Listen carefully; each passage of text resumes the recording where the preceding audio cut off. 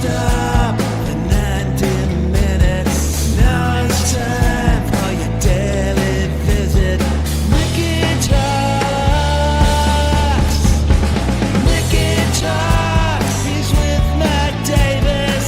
Mickey Talks. So here's the latest. Mickey Talks. We're glad you made it. Mickey Talks. Mickey Talks. Matt, what number is this? I thought I'm just hit. Is it 87? Oh, man, I'm losing track these days. I think it's 86. Do you put the numbers in still? I do, yeah. Yeah. And then immediately forget. Right, 86. That's how I know I'm old. 86 shows. Yep. That's incredible. Yeah. Uh, On our way to 100, man. We said we were going to celebrate. You know, in TV, if we'd have got to 100 shows, we'd be syndicating and retiring. Yeah. Right now, we're 4 months in, 88 shows. We're in our formation stage. No doubt. It is Mickey Talks, brought to you by today, Greenpoint Dispensary. I will be there at Millersville this Saturday for their 2-year anniversary. Want to thank the great people at Greenpoint Wellness Dispensary. Incredible. Great stuff going on. You can get up to 50% off, buy one, get one. I'm sorry, buy one, get one, up to 50% off. Obviously, the deals aren't stackable, but I will be there this Saturday starting at 11 a.m. So come out and say hi. Literally. Yeah. It'll be fun. Go out and meet Mick this weekend, come please, meet on me Saturday. At Greenpoint. Yeah, Make in the Millersville. show look good, will you? Yeah, come on. I need people to come out and, participate. Yeah. Just so I can say, look, see, people will show up if I ask. For sure.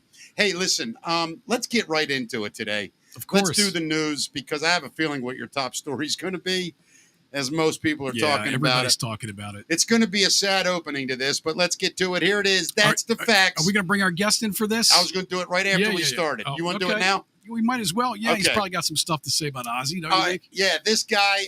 So let me take everybody back. I am about 15 years old.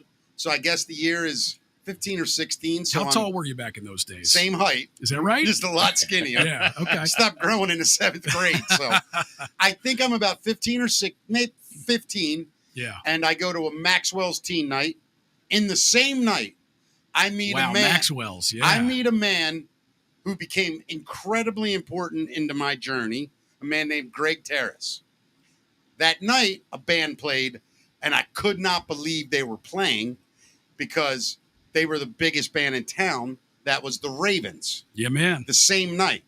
And the guy that I first saw on the stage that night is sitting right across from me right now.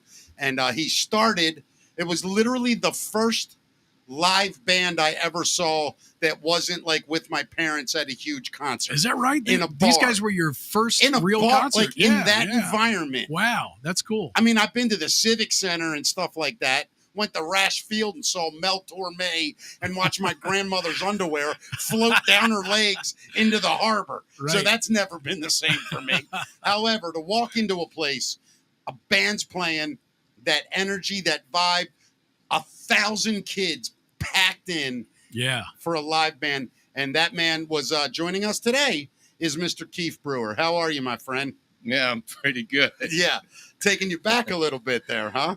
You just already answered my first question, which was, how did we meet? Yes, that is. And in fact, a funny story. The first time we Did you guys actually meet at that show? Not that night. Okay. Who knows? But that was, let me tell you. He hasn't answered it yet. Right. Well, here's what happened that first night is I met Greg Terrace, who sadly is no longer with us. But was the same height. Exact same height and a little bit stockier. But Greg talked like he had razor blades from the bottom of his throat to the top. But without a doubt, the kindest, most gracious, loving guy that I ever met in my career. That guy told me everything to do from the time I was 15 years old. Yeah. I mean, he told me how to go to a comedy club. He told me how to be in a band. He told me how to promote myself. Anyway, he managed you guys in those days. He did, yeah. Now, did he manage you to the record deal? Or had you moved on before that? Do you remember? No, he made more important and large strides to get us a record deal, but the record deal came by chance. Really? From other people, and I'll tell you about them too. But we're talking about Greg. Like, Yeah, man. Tell He us worked- about Greg. He worked harder than anybody. Unreal. Yeah. And he cared about he was a booking agent. The doctor. Yeah. He was The doctor. Dr. Feelgood, man. He was And he was an amazing guy. But he was a booking agent. Yes. And are there stigmas that go with booking agents? Yes. But I will go on record and say this. I've never seen a guy care more about the actual bands. He didn't care just about the money. He would tell you, "Yeah, you're not doing that crap gig. That ain't worth a shit. You got to do this gig for less money, but you're going to get more exposure." Like, he was really good with that stuff. And he worshipped the Ravens, man. He had that big picture in his office. Yeah. Everything, man. You guys all. I was a little kid, so you guys were like rock stars to me. For real. Of course. Yeah, it was unreal. Yeah. So take us, Keith. Let me back up a little bit. You grew up. Where did you grow up? What neighborhood did you grow up in? Owings Mills. So you're from Owings Mills. Yeah. And was Rob an East Side guy? Rob was Parkville or Yeah. Perry Hall. Yeah. Okay. How do you two meet? How does Rob Fahey and Kyf Brewer meet and form the Ravens? Well, actually, that was Greg's doing. Okay. And I don't remember how I started to. How does the associate phrase with "climb a Greg. donkey" get involved in this? Yeah, climb it up. We were Lee, Bobby, Yeah. John Tracy, I, Doug Robinson, who's no longer with us, and Fred Tepper, who is no longer with us. Wow. We had been Some in serious Climb a Donkey. players Yeah, right we there. were like the biggest country rock band in Baltimore in the mid '70s, but it got old. Yeah. And we were just doing the same shit every night, and we were playing every night because we were. You were it. Yeah, and Yeah. you were it, so everybody would book you. So I think Greg probably got us a couple bookings and then said, "Hey, I know this guy." Hell of a songwriter. His band, Collins Ferry, is breaking up, and he needs somebody to play drums on one of his demos. Well, I met Rob Fahey, and we went into a little studio in Essex, in Essex. Wow. It was somewhere near the Seagull. Yeah. And upstairs, and I played drums on 2 songs. One of which, One Way Love, which we did in the Ravens in the early, but we got along so well. And I was like, Climb a Donkey was filled with brilliant And writers. like some of the best writers and players in town, Fred man. Tepper, Bobby Hurd. It's just Bobby great. Hurd, Doug was You. good. And here I met Rob, and all of a sudden it was like, this is a guy that rivals, what I'm writing. Like, Yeah. I really liked what he was writing. And so I played on 2 of his songs. When did you know, when was the first time you and Rob Fahey sat down with guitars or a keyboard, whatever it was? What was the first song you two wrote together? Do you remember that? We really didn't write together. Is that, I've heard that. I'll tell you. Okay. The first song that we wrote together Yeah. was Lose You from the album. Are you It serious? was on the album. And it was in the studio Wow. in Pasadena? Wherever it was. in Yeah. California. MC at Whitney. Right. We wrote Lose You, and there's a whole story behind that. But no, we always, the whole thing, and if you talk to Rob, he'll tell you the same thing. Like the reason that every rehearsal we came to, one of us had new songs. Yeah. One of us had new songs, and we were like competing against each other. It was like he'd write this, and I'd be like, "Oh, I gotta write this." And Yeah. I gotta write that. Do you two feel like it was kind of a Lennon McCartney thing where you just tried to out-inspire each other? I think it would have been had we, done the whole thing, like put our names Together. as a team together. Yeah. But we really respected each other's songs. Like, if you remember, I was a keyboardist. Right. He was the guitarist. Right. When we do his songs, he would play. Yeah. When I did my songs, I'd come out front and yeah. become Prince, or whatever. But Yeah. And Yeah. when I think back to being a teenager, Matt, and you remember first time you go see a band play, right? And the thing with the Ravens, you guys were fashionably hip. Like, you were a modern rock band, Would you call it pop rock?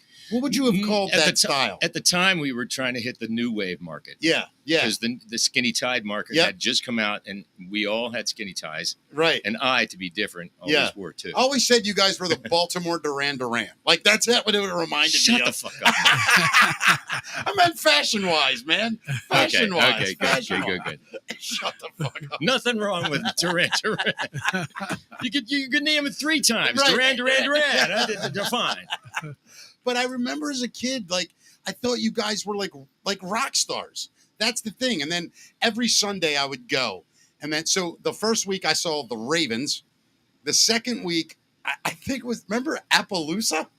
Yeah. Do you remember that band? Sure. I saw them. I saw a band called Spectrum that was amazing. Yeah. And then I saw a band that just told me everything I wanted to do in life, and that was the Vamps.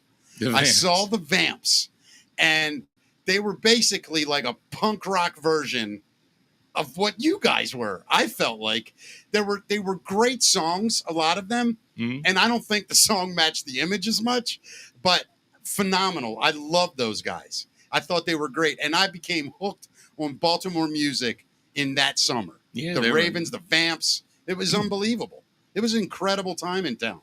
The Vamps were like the baby Ravens. Yeah, that's what. And Yes. they used to open up for us and stuff, and they did more, MTV stuff. Yeah, exactly. But they did write their own, and Jimmy and I are still really good friends. Oh, tell Jimmy I said hi, yeah, man. he's up in New York. I know he He's is. doing really well. Jimmy Bones. By Yeah. the way, I think the most that guy ever weighed was 94 pounds, and I think he was Yeah. carrying a guitar at the time. He might weigh 96 by now. What a great player, though. I love that guy. He's a great player. He's Um, with Willie Nile now most of the time. What's that? Willie Nile? Is he really? Yeah, he and I, like, when Willie comes to town, I play keyboards for Willie when I can. And Jimmy was the one that got me into that. It's, Oh, that's one of so those cool, things. man. It is really cool. So let's go back. So the Ravens get a record deal. Yeah. And that song ends up in Fast Times at Ridgemont High, Right? Raised on the Radio. What happened? Why would you say that band didn't go where it should have in the long run? What happened? Well, there are a lot of reasons. There are a lot of answers to that question. And I've probably answered all of them a million times over the years. But Don't get too deep. Just, I mean, no, I think it's just the luck of the draw. I think, Yeah. so whoever was on the charts at the time yeah, that was taking our place where we should Yeah. have been. yeah. And They already had that puzzle piece filled, is what you mean. yeah. And I The also way that think shitty record business is. I think it was production. I think it was, it was a lot of choices. Yeah, You make a lot of choices that follow you through life. yeah. Now, where Yeah. were you when you found out that Raised on the Radio was going to be on that movie soundtrack? What was that day like for you? Well, Because that's huge news, right? I mean, is that were you freaking out? Or? Well, actually, it came in stages because we had a guy that we had some fans, some really important fans named Cheryl and Pinky, and they used to come out and see us all the time.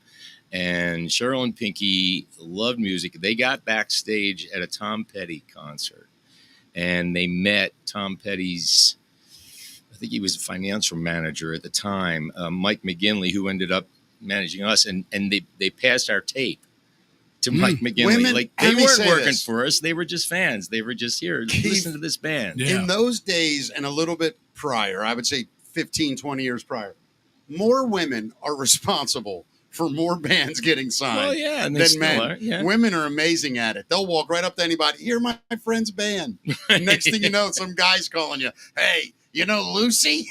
She was in Arkansas last night, and she gave me your tape. Yeah. I mean, those stories are great, man. It's like Gotta that. So love that. anyway, so Mike McGinley, we called him the Goon. Everybody in the business called him Goon. He was well known. He did a lot of things. He had a lot of fingers in the pot, and he knew everybody. And he knew Irving Azoff, and that was the whole production crew behind Amy Heckling's Fast Times at Ridgemont High, which who was it? Cameron Crowe. Cameron Just Crowe, written. yeah. And they were putting it together, and they had a bunch of soundtrack people, but they were looking for a new band to introduce, just a little something different on the soundtrack. And they loved Raised on the Radio. Yeah. But unbeknownst to most people, Irving, I think, was the first person that said, well, why don't we get somebody like the Go-Go's to do this song? Like, why do we need an Make it a unknown? smash, It's right. a good song. Let's get it. The Go-Go's. And luckily, Goon just stuck to his guns and said, no, this band like really wants to Be a band. Yeah. break out. And so he talked him into it. And so we were flown out to LA just to do that song, which is on that soundtrack. And that's not Is that the a different version. master recording? Yeah, that's Oh, a completely wow. different version that's on the album. Wow. Yeah. I never realized that. Yeah. I mean, you guys did a few versions of that too, right? I remember you did some versions for radio stations as well. I know, what right? you're Yeah. talking about came later, Yeah. because obviously, like, radio in 1982 Right. was, MTV was coming in and radio was scared. Yeah. The arts, everything was changing. And so Rob, when he wrote Raised on the Radio, which is, he had no idea what he had. I don't think. We knew it was a good song. Did you know it when you first heard it? Were you like, wow, this is a good song? I liked a lot of Rob's stuff. Yeah. So, I was like, okay, this is another. And radio's going to love this song. Right. You knew it all from the So, first time. Yeah, of course. Right. So they put that, I think they put it on the flip side. Did they? They put it, it was the second single from the movie Wow. soundtrack. Yeah. And of course, radio embraced it. Yeah. And then we got a record deal from that. And when we recorded the album version, what you're talking about, Matt, is that one day they called us, the manager called us, somebody said, I need you guys to do me a favor. And we did it in Sheffield. Yeah. Here in Baltimore. Is that right? And, Wow. Yeah. Okay. And they basically got the masters shipped to them, and they took out the two lines, 1956, Yeah. when the DJ, Right. and they changed it to the whatever year, whatever radio station was Yeah, so it's you're great. saying and then years all it week, was right. like, because Of here course. 98 Rock, of course, it was 19. I don't even remember the name. 56, No, it was 80 something or 70. It's I don't know. 77. 77. Yeah. It was IYY that Right. there's Yeah. something. So Right. you did it for brands We all over the did country. like. I just remember being in there, and What a you know- great way to promo your song. I mean, Oh, you guys had my to be God. happy about that, Well, I'm sure, even though it was a lot of it work. was awesome. But the Yeah. funny thing was that all I was doing was singing a harmony. Yeah. Yeah. So I'm in the studio, and I'm just as important as everybody else, but all I'm doing is 19. Da, da, da. Did you have a sense at that time of how big that movie was going to be? Or was it just like, no? do you think this could just be some B movie? Or I think we all hoped it, and Baltimore was blowing it up Yeah. like crazy. So until we actually got on the road, we had no idea how big the movie was. And until 10 years later, until 20 years later, 30 years later, we Yeah. had no idea that was going to be a cult classic. Well, Mick, I mean, Dude, just you being know, in radio, you have to know that like radio stations use drops from that movie. I mean, pretty much Dude. the entire movie. The pilot Yeah. for my TV show that I shot is called Raised on the Right, Radio. yeah. And Mitch Allen from SR71 redid it for me. Oh, is He that right? redid Oh, wow. like the little TV intro part. Yeah. I'll have to show you that when we get off Oh, the yeah. air. But yeah, man, I mean that song is it's on the soundtrack of my childhood. Yeah. All of us. Oh, man. absolutely. Yeah. And then Brian Adams tried to rip you off with that other song. I know the truth. I'm kidding. What are you talking about? I'm joking. Keith, I could talk to you for hours, man, but let's get into the news a little bit. When we come back, Keith, though, please make me pick it up from where we are, that the band just got a record deal and things are starting to happen. But I want to get this so we can spend more time with you. Right. Here it is, the best news in the business. That's the facts. Matt, Keith, chime in as we go. Please, yes.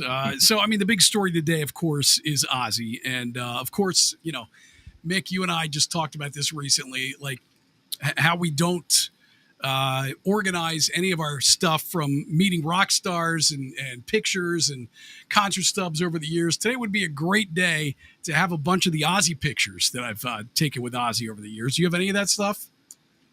I never met Ozzy, and Really? I don't have one thing of anyone I've ever met. Really? I don't have one thing I've ever done. Seen Ozzy a bunch of kept times. nothing. Met him at least Yeah. a handful, and interviewed him one time. And I interviewed him on the phone, and I you? did him to him, and he loved it. And I love that guy. No, I'm Yeah. sorry. I did interview him, and one of my favorite things he said, we talked about soccer for 3 minutes yeah, of because, he's an English guy, and he couldn't believe an American knew what I was talking about. But that was neat. But he was say what you want, and people will criticize me for saying this, but as far as metal goes, heavy metal, to me, he's Lennon and McCartney in the there's metal no world. question. I mean, every hard rock and metal band out there has a tiny piece of his DNA. Or Sabbaths. I mean, it's In their the same band. thing. Yeah. Yeah. Interviewed him one time in Philly when I was up there, and met him. And I remember I said I was a huge fan, and I think Yeah. he said, "God bless you, my child." Yeah, exactly. That's what he said to me. Yeah. And then And he then- put his black upside down cross on your head. Right. And then I went out to I was near the front row of Yeah. it, and he threw, he used to squirt people with Yeah, water. yeah. Threw a giant bucket of water on me. And as it soon as I felt went out great, front. didn't Yeah. it? Yeah. So you are blessed. Yes. You literally. I was you got baptized by Ozzy. baptized by Ozzy. Yeah, You sold your soul, right? I Keith, did, yes. were bands like Black Sabbath on your radar in those days, or was that a little too I heavy? remember that. I remember where I was when I first heard the first Black Sabbath album. Really? Yeah, and I was pretty high. And I was about 15, and I was over a guy's house where we were staying up all night, and he put Black Sabbath on, and I was looking at that cover. Was Yeah. this pre-Ozzy days? Was it before his solo career that you first found Sabbath? Dude, Yeah. this is This when- was the first Sabbath album. He's talking about the No. release day. But a lot of people I know, including myself, Yeah. we didn't find Sabbath until after Ozzy. I Yeah, found Ozzy no, first but and I'm then older Sabbath. than you. Yeah, well, Yeah. true.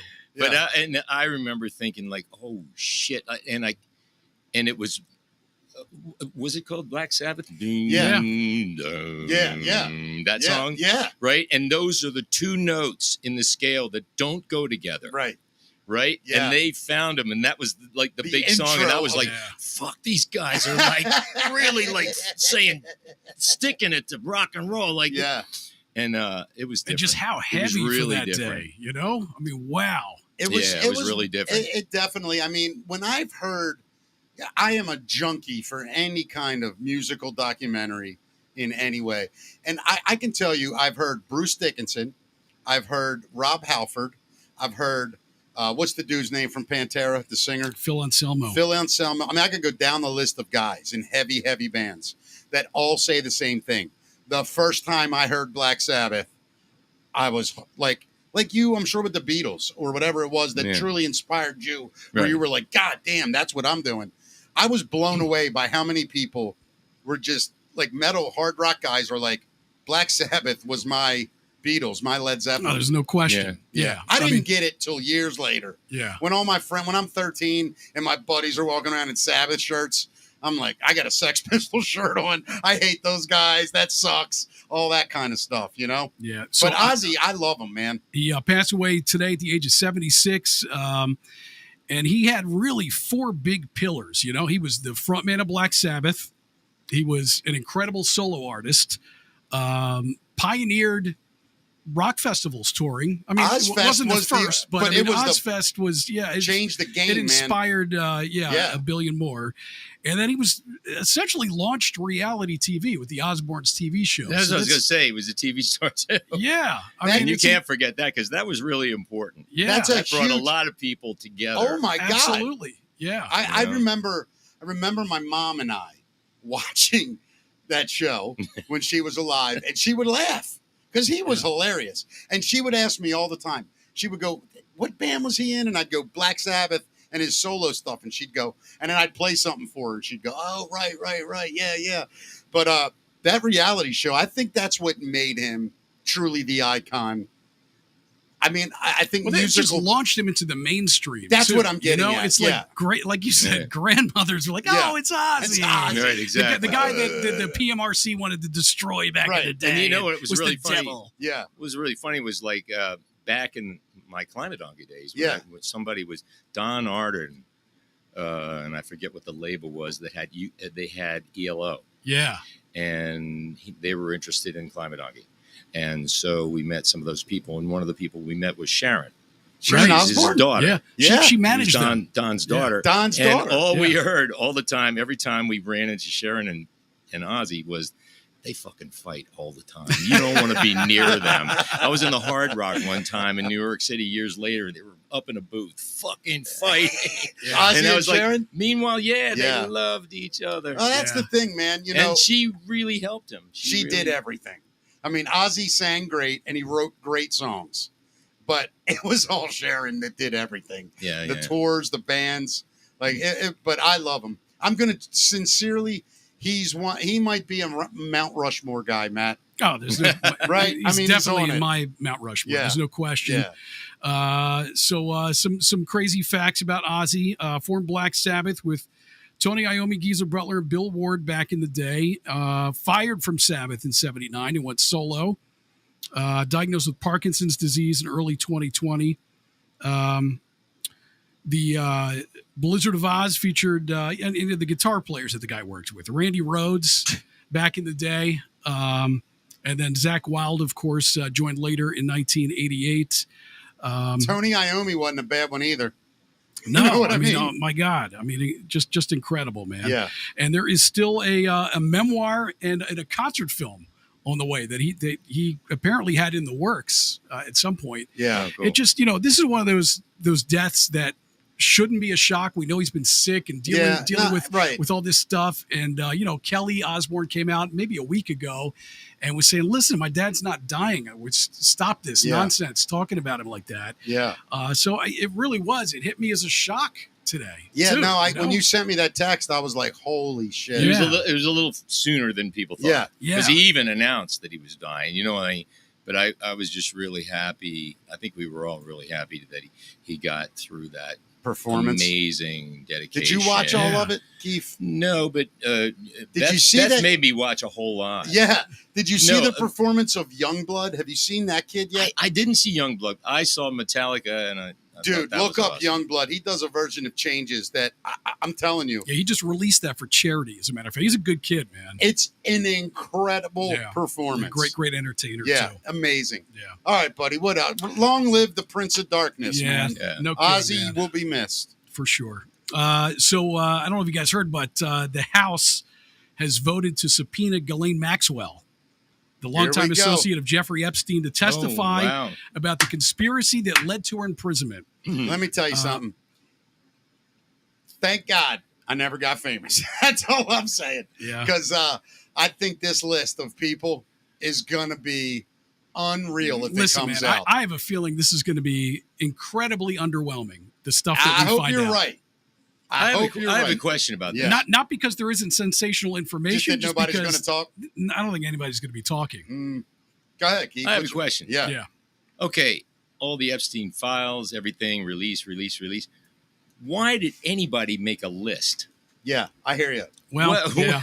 You Yeah. sat down and said, Yeah. you know what? All these people that are doing shady shit, let's Yeah. list them all. Well, here's the thing. Well, we I know why though, because I mean, essentially, this thing was, I think, much bigger than Jeffrey Epstein. I think this goes way above the president. I think this is probably something to do with some of our three-letter organizations who Of course. are using this information to not only bribe people we know here in the United blackmail, States, but foreign probably diplomats, all world that leaders. shit. Yes, yeah, yes, and, yes. and for that reason, I feel like we're never ever Going to get the truth. going to get anything from this. I mean, maybe so it's you're going right. to be just Yeah. an underwhelming thing. I mean, If you I'm know- going to watch right. the whole Ghislaine Let's Maxwell. say this. thing, but- All right, both of you guys. Yeah. Let's just say innocently, you didn't know. You have a buddy that's a billionaire. He says, "Come on, man, we're going to my friend Jeff's island Exactly. for the weekend." You get on the plane, you go.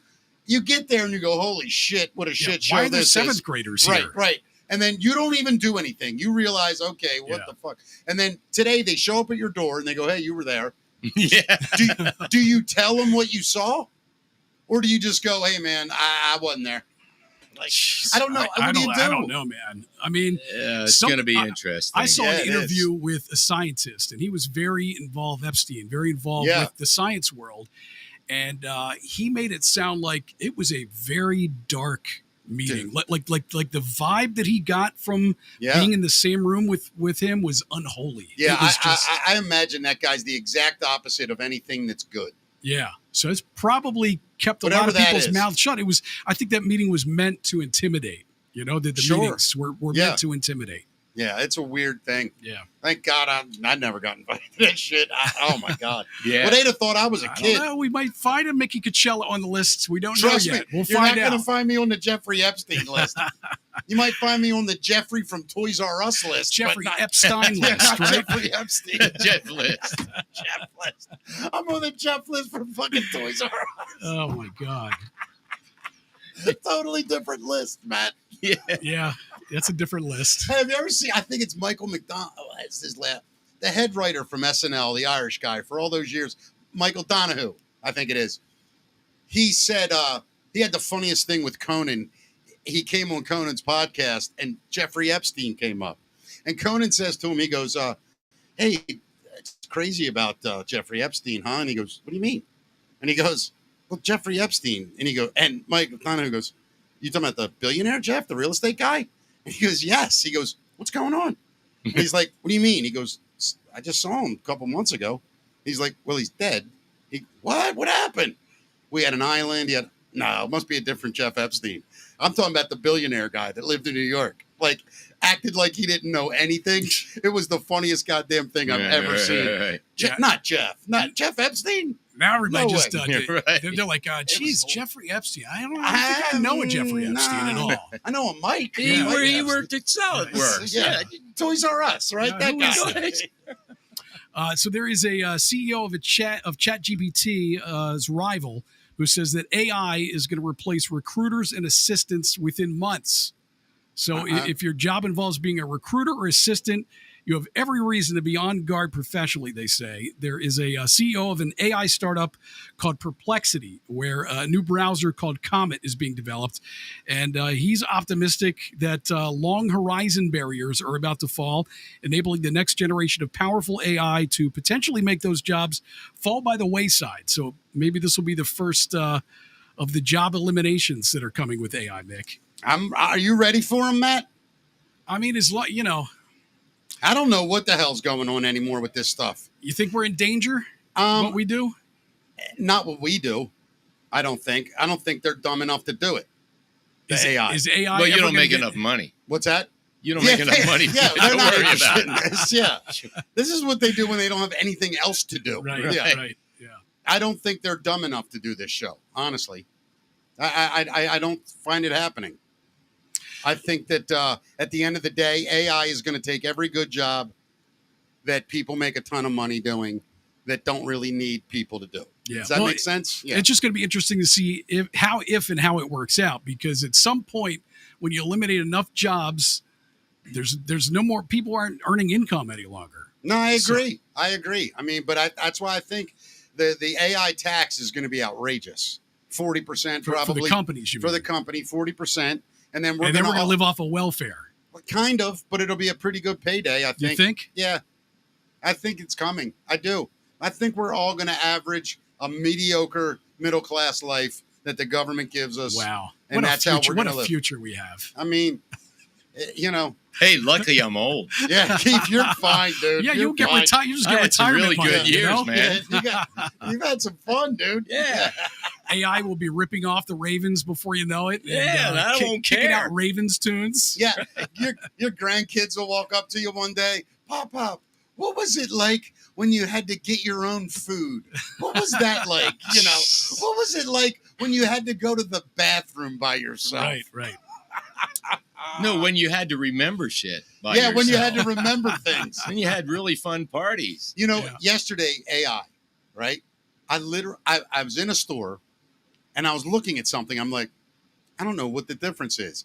I chat GPT Of course. and I'm like, oh, that's the one they know everything.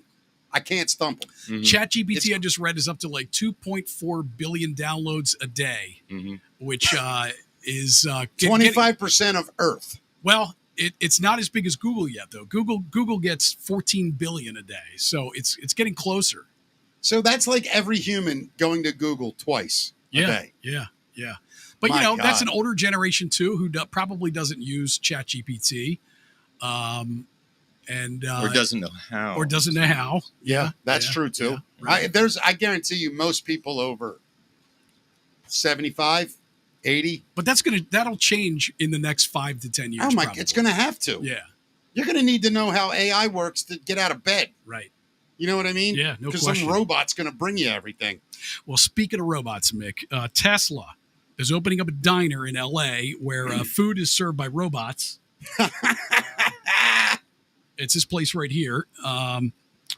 It's a drive-in. It's a diner and drive-in theater in L.A. on Santa Monica Boulevard, and it's got about 80 V4 supercharger stalls, Jesus. 2 massive 45-foot movie screens, and food like burgers, wings, hot dogs, and milkshakes served in Cybertruck-shaped boxes. The idea for the diner has been in the works since at least 2018. Visitors can order from their cart's touchscreen, and a humanoid Optimus robot serves popcorn. Look at this thing. Let me see that. Yeah, it's hard to see. Yeah, that's this is the robot. It brings it to you. Yeah. Look at him. I mean, this is a robot who is Holy serving this shit. kid some popcorn. Elon Musk posted about the new diner on X, saying it might be the first of many such spots. Hey, Kyf, we've been talking a lot about one day there's going to be robot girlfriends. I mean, we know there it's already coming, are. but you know what I mean. It's going to everything you've lived in life. Let's just say that the robot has capabilities. Could you ever imagine yourself with that being enough? Well, I don't know.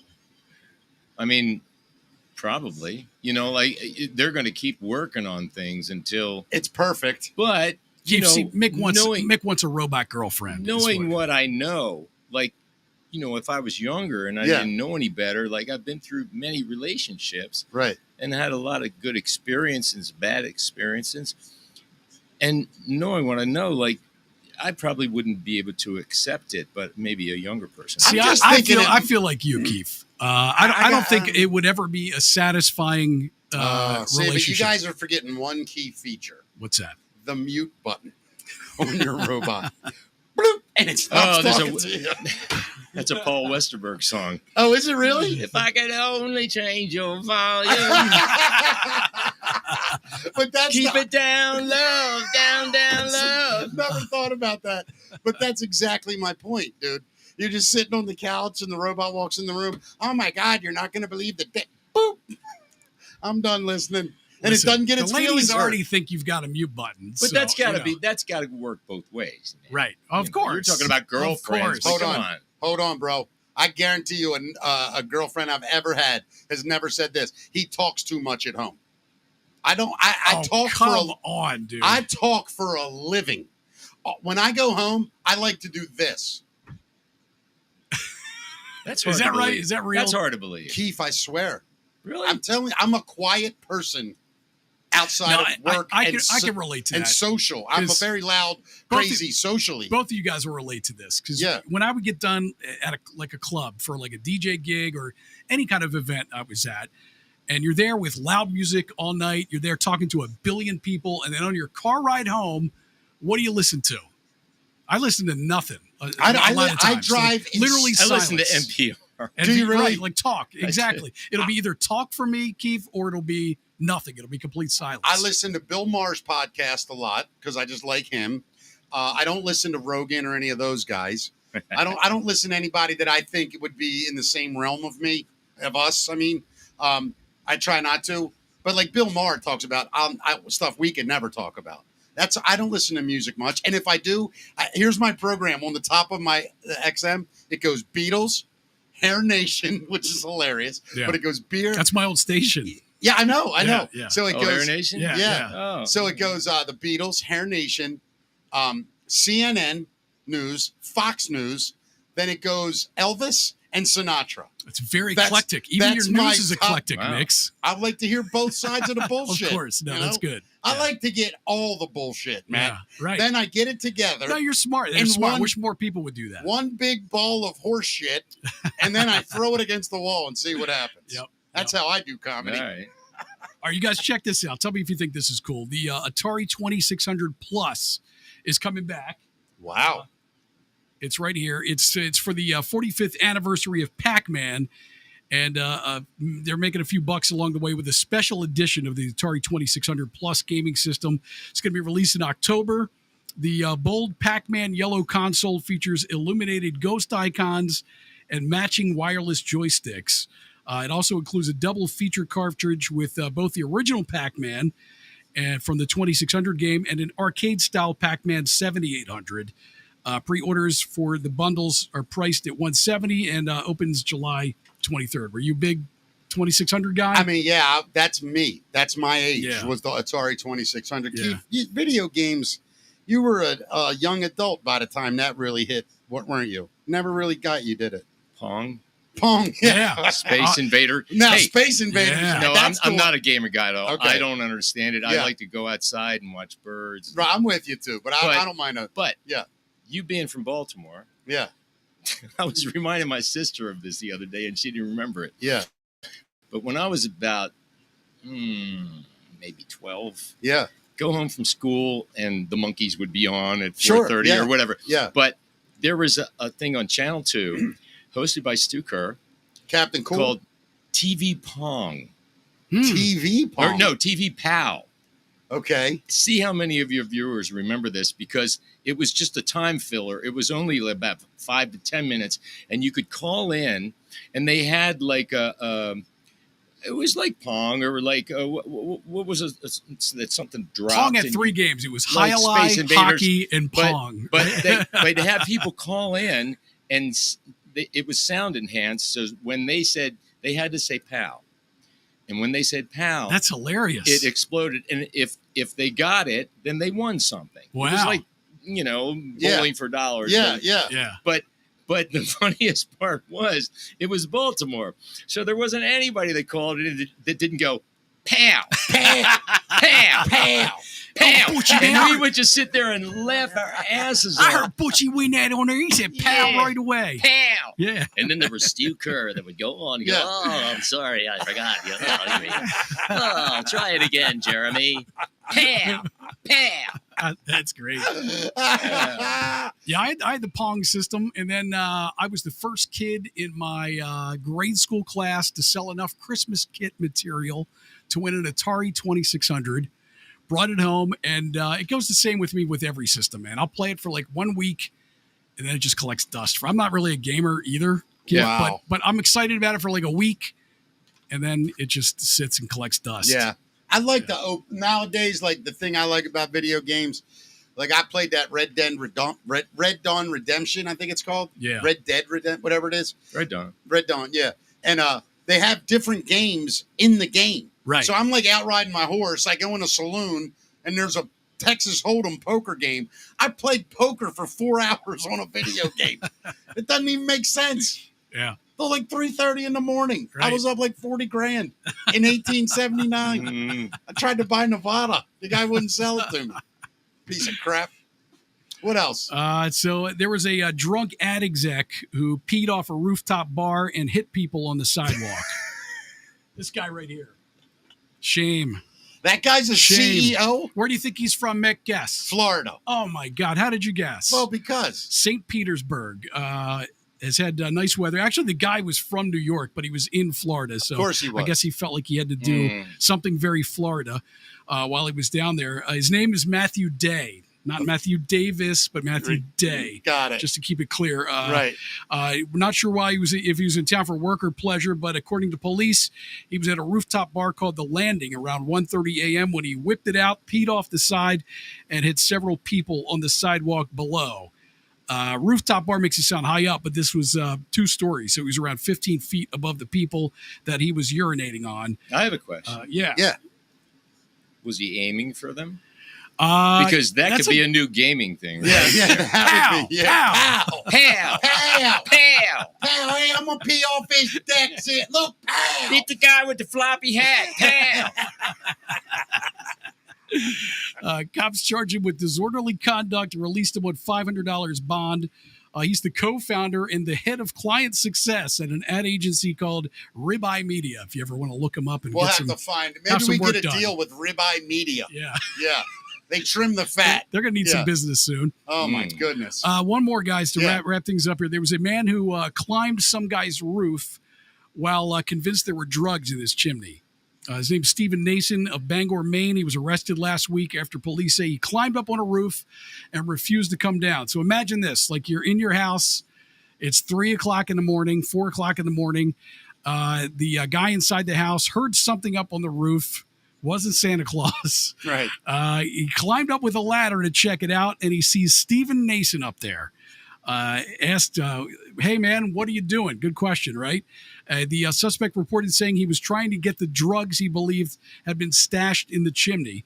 At that point, police and fire workers were deployed. And at one point, Nason was able to jump from the roof to the fire truck basket, grabbed an axe, and then jumped back onto the roof and literally began chopping away at it.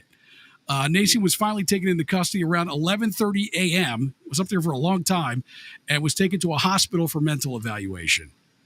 That is a perfect way to end the news, Matt. Yes, that makes yes. perfect sense. Santa Claus fell on hard times. Man, I do know a guy, and I was a kid, that thought he was going to get raided, right? And he was only a pot guy, but he used to sell like pounds of pot in the neighborhood. What kind of people you hanging out with, Mick? I was a kid, dude. This is, mid to late 70s when buying, a pot dealer was a pot dealer. Yeah. And they had big bags of it. And we all watched him. He climbed up and he told us all, you better not fucking tell them I'll kill all you little bastards. We were about 8 or 9. And he's probably 20. And he climbed up, and then his house never got raided. But sure enough, he had to climb back up. I saw a guy do it. Wow. Yeah, it was pretty wild, Could have man. been the same guy, Mick. Wow. Could have We been are the- joined today by same the guy. legend himself, former member of the Ravens, so many other incredible music projects. But Kyf Brewer in studio with us today. And Kyf, when we last stopped talking to you, just you, the Ravens had just got signed. The band just got signed. You told us how that happened. What was the first year after that? Like, you guys exploded for a little while right after that, right? Well, I think, the first year, my memories were all Baltimore memories because Kelly Saunders, Yeah. Sarah, 98, Sure. 98 Rock was champion Yes. the album. And, that's how we got so well known in this area. Right. Because Baltimore supports their own, and never did they do it more than those years. And everything we did Just turned to gold. was turned to gold, and it was wonderful. And when we went out on the road, that was a little bit more of a reality check because There's 40 people in Topeka. you go out on the road, and if you don't have proper radio support radio support, the A&R people, the people that within the company doing their jobs, you hit a lot of this. No man's land. Yeah, I all get it, over man. the place, and Was then it your you'll hit a first- city that everybody 800 knows people you. show up. Yeah. Yeah. Was it your first? Was your first tour a headlining tour? Or did you go out with somebody? No, You guys did clubs and small think theaters, right? I don't think we ever did a headlining tour other than like bars, like Yeah. good like Hammerjacks like bars Sure. across the country. But we Nothing got a wrong with lot of that. opportunities to support people. Like I remember supporting Billy Idol, and Wow. we'd be somewhere. Was Steve and, Stevens in the band then? Oh yeah, Steve Dude, was always in the band. You have to he knows this. Billy Idol is like, that's my guy. That's the dude. Yeah. He's actually very, very grateful. Grateful. These days. I these can days. imagine. Very nice. Do you know him? I do not know him. Okay. But I've met him. And Yeah. I'm a huge fan, and I've been watching a lot of interviews with him lately, because he's touring again. And you're right. I mean, I read his book, and the end of his book, basically, he's like, I shouldn't be here, many times. Well, you know he's got. Have you seen the new documentary? He just found No. out he had a Son. Yeah, son. right. Yeah. Through a DNA test. Yeah. Yeah, Yeah. crazy. Yeah. Yeah. And he, Yeah, I like what he Billy said, Idol though. should be dead. Is streaming right now. What's it on? I think Netflix. I'm watching it tonight. Yeah. Hands down. Yep. I'm watching that and the Led Zeppelin one I didn't get a chance to watch last night. Yeah. Keith, were you a fan of the new wave stuff when it hit? Oh yeah. You liked it, right? Yeah. Yeah. I liked a lot of it. I thought some of it was shit. Yeah. I mean, What stood out to you? Who were the new wave guys that stood out? I know. Well, I don't know if you'd consider Elvis Costello a new wave Elvis guy. Costello was huge. Yeah, already, in my right? mind. I mean, we still, and I think some of my friends, like Rob, Dennis. Sure. I mean, we all write or tried to write. Yeah, Elvis that is vine. a freak. He was man. brilliant, and Yeah. he had. And I think that I remember the thing that impressed me the most about him was years later. He had like 30 some albums out, and he'd only been out for 30 some years. Yeah. So he had an album a year, and Yeah. that much material. Joe Jackson, Oh, you God, know, I forgot about Joe Jackson. they're the talented people that wrote really great songs. Were you a fan of like Squeeze and stuff like Oh, that? Squeeze, yeah, another great one. Yeah. Brilliant, Yeah. brilliant. Yeah. So it's cool to learn, get in your head a little bit musically. Yeah. Because over the years, you've done some incredibly different pieces of work. Mm-hmm. I mean, the Ravens are one of the best pop rock, I mean, whatever you want to call that, but it's just great rock songs. Yeah, I mean, great they're rock, great great hooks. songs, everything. Yeah. Thank you. Was it the second album? You wrote a song that I absolutely loved. You would come out front and sing it, but it might have been on the second album. I can't remember. I'll have to look. But getting back to my point, Keith, you have a lot of influence. One Fallen Angel. No, it might have been I got to look. But let's go back. What? Which one? That's it. What is it? Love or Suicide. Yeah. What was that on the first or second album? We actually added to the first album when it went to CD. Is that what it was? Yeah. Great song, So it's by on the the way. first album. Thank you. Phenomenal song. Thank man. you. But what I wanted to get to, like bands like Company of Wolves, you did with the Conti brothers. Yeah. Which was like, to me, and I could be way off here and insult you, but to me, it was like a modern way. When I first saw you guys, it was like if the Rolling Stones and Billy Idol or someone like that put a band together. Am I close? Like it had a very Stones-esque. Sure. I mean, does that work for you? Sure. I don't think you're being honest. No, I mean, in the early days, honestly, I'll confess this. I have no problem with it. There were songs that I wrote that I would find something on the radio or find something that I loved. Yeah. I loved Bryan Adams. Oh. So if you ever heard a song by me, I think it was on Remnants called Gone Too Long. That was Run to You. Really? I would just take that. One Fallen Angel. Yeah. That was Rebel Yell. Like, wow. I would just take those songs and dissect them and say, I'm going to fucking write something this good. Wow. You know, and I was a lot better at it in those days because my brain was young and not so full of crap. You're right. Yeah.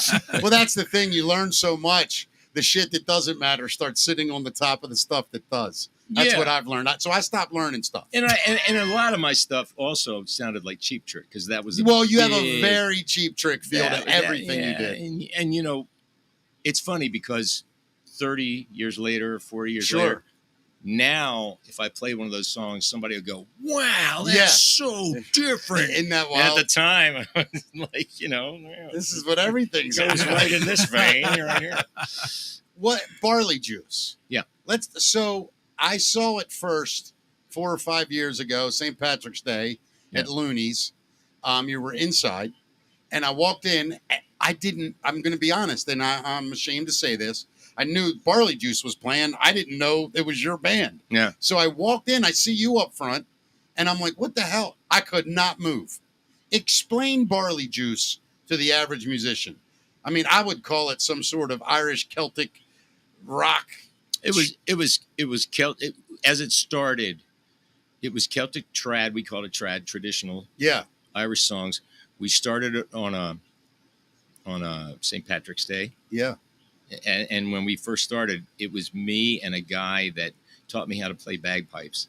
Wow. And we were in a pipe band together. And then we found out that some of the other guys in the pipe band were rock musicians too. So we started this little band. Yeah. None of them, except for that guy, are still in the band. But did it start off all covers? Yeah, it started off all trad songs that Right. we would rock up. And I think the closest you could compare it to was the Pogues. Yeah, it's very much like Yeah. the Pogues. And when the Pogues came out, I didn't know who the hell they were. Right. Yeah. And then I realized the brilliance of that it was Shane MacGowan and these guys, really good players, Celtic players, Cayley players that were playing in this genre that was punk. Yeah. And it was not accepted here in the States as Right. much as it is now. But, Dropkicks came from there. Yeah, all those You guys. know, Yeah. Mick, kill your phone audio. Wow, you have the ears Yeah. of a Yeah. Jesus. I can't hear anything for God's sake. Do we have to start over? Dang it, Mick. Start from you Let's were can in the this, Ravens. scrap it. Let's go back to the beginning, boys. You were in the Ravens. I was right? born in Owings Mill. So Anyway, so that's where it started, and then we decided. Then we started finding these festivals, and we realized that you could do this year round. yeah, And we were like, "Whoa!" So we started writing our own, yeah. and we started Your writing. original stuff from that band, Oh, thank no bullshit. Like it is cool as shit, you. Oh, man. thank you. Well, where did the inspiration for all that come from with you then? When I was in the Wolves, we shot our first video. We were sent to Scotland, in a little town called near Stirling.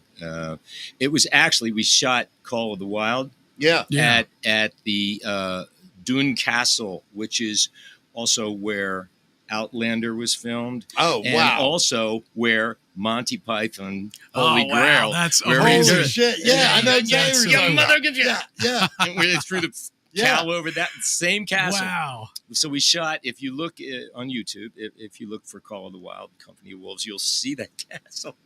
And we were sent over there probably because it was cheaper. For the sure. record company with the cast and crew and all that shit. But anyway, I fell in love with Scotland, and I fell in love with the pipes. And Yeah, I came home, and I got married very shortly afterwards. And I took her over there, and we decided we were going to learn the pipes, and that's where it all started. That was Wow. actually my next question. So, like, when you want to learn bagpipes, I mean, you can find a billion guys that will teach you guitar, drums, give you lessons and stuff. Like, where did you even start with the pipes? You can actually, my partner Keith Swanee, who's still in Barley Juice, taught me, but a guy from the post office taught him. Like it was, there wasn't anybody then. Yeah. wow. Yeah. You had And- to be in the know, man. Yeah, and if Yeah. you were in Scotland, most of those people will tell you, "I learned it from my father. Right. You Sure. know, I learned it from my uncle." Passed down You know, from the it's family. like, yeah, That's a pretty good Scotland, by Yeah. the way. Well, That's a good it was kind Scotland. of Scottish. Little Irish. Irish in there. Yeah, it ain't bad. Let me go a little. I understood it. I understood it too much. That's where the Irish Right, comes in. got a little bit longer.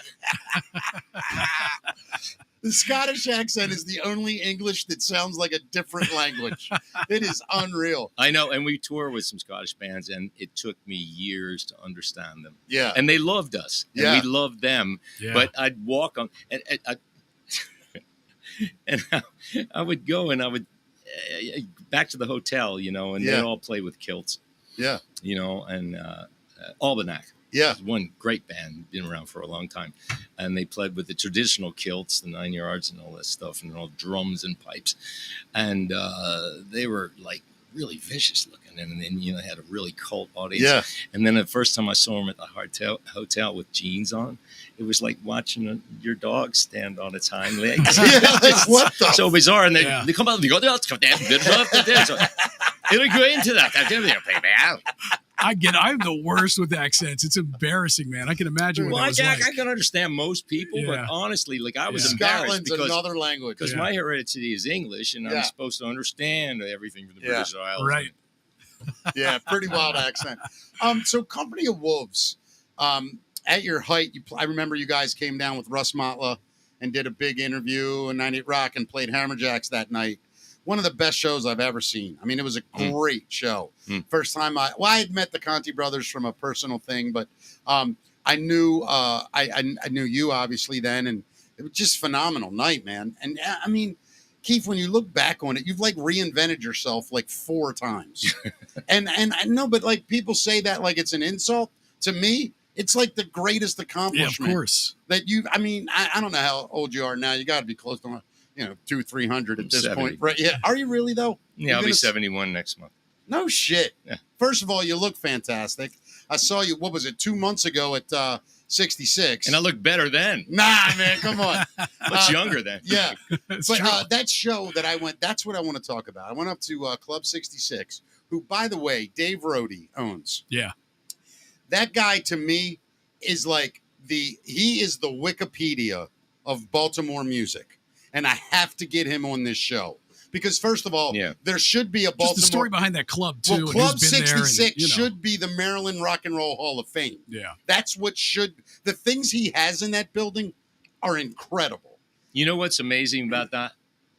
I've played there a number of times with my own thing, with Barley Juice, with Company of Wolves, and with the Ravens. Yeah.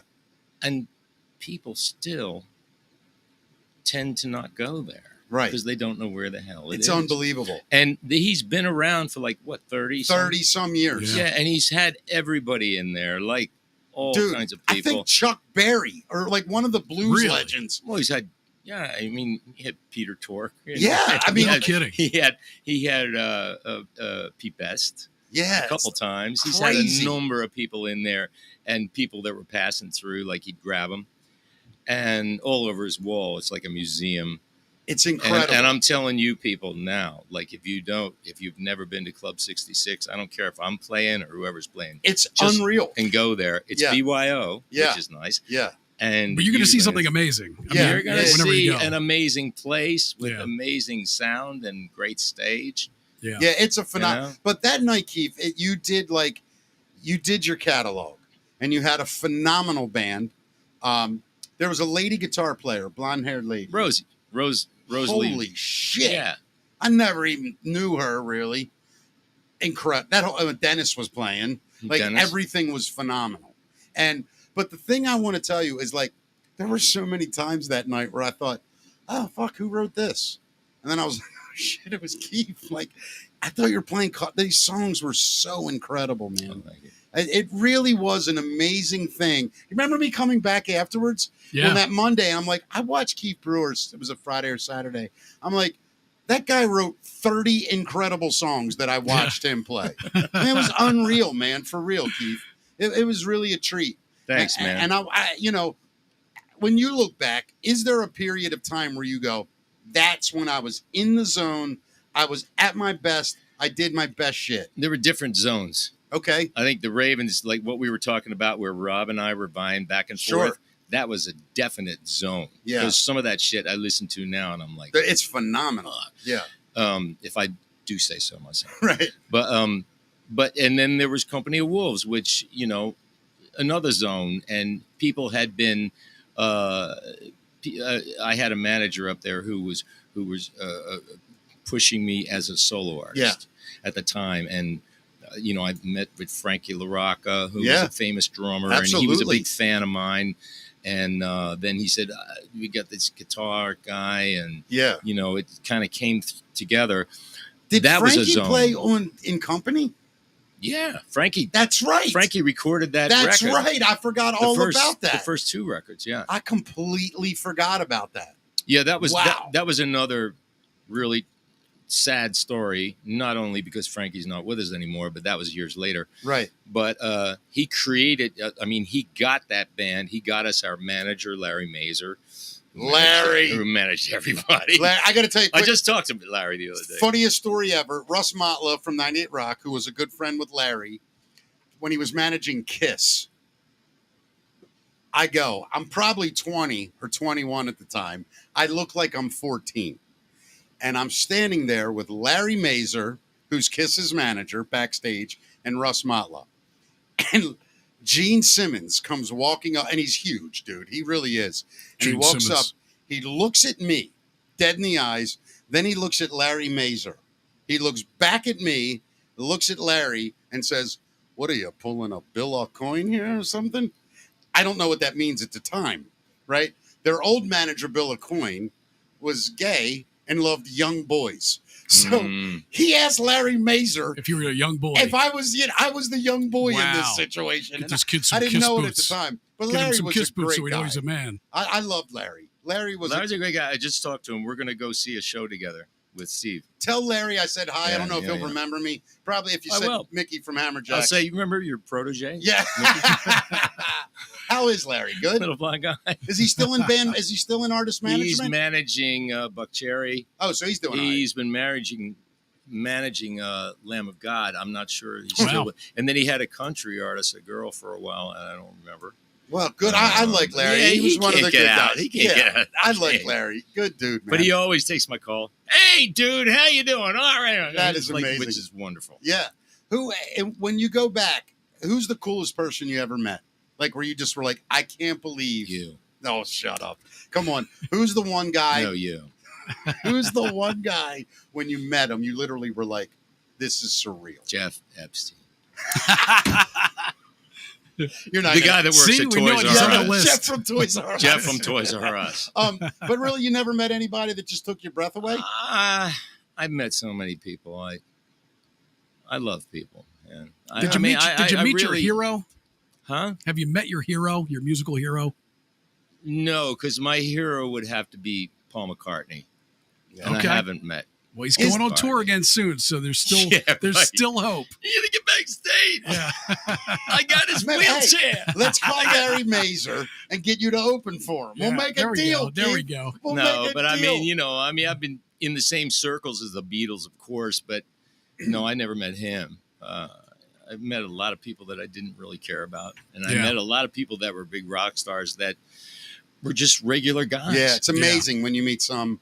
You think they're going to be. I can't tell you how many times I met a guy and I thought, "Oh my God, they're so famous." Or they sat down. They're like, "What's up, man?" Yeah. It's amazing. It really. We is. were talking about Ozzy before. Yeah. Since we talked about Ozzy, Sure.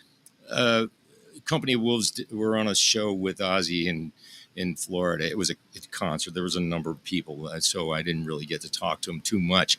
But he was funny as shit. Yeah. He was so funny, and I didn't realize this. He was a good friend of Frankie's.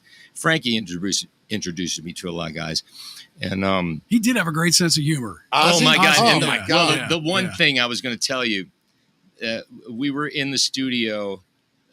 Company of Wolves were in the studio recording our debut album at Cherokee in L.A.